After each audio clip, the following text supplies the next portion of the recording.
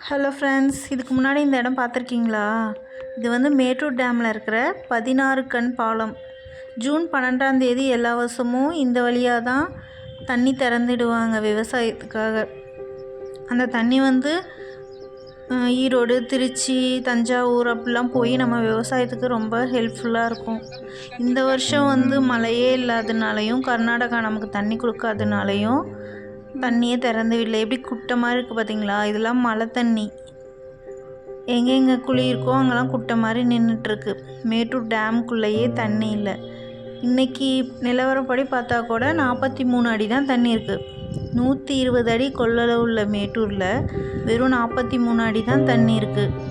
இப்படியே போயிட்டு இருந்தால் இன்னும் ஒரு மாதத்தில் வந்து சேலம் மாவட்டத்தில் இருக்கவங்களுக்கு குடிநீர் தேவைக்கே தண்ணி இல்லாமல் கஷ்டப்படுற மாதிரி ஆயிரும். அந்தளவுக்கு தண்ணி ரொம்ப கம்மியாக இருக்குது.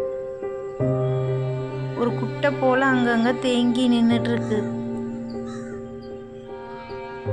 இந்நேரம் இந்த இடத்துல கடல் மாதிரி தண்ணி போயிட்டுருக்கும்.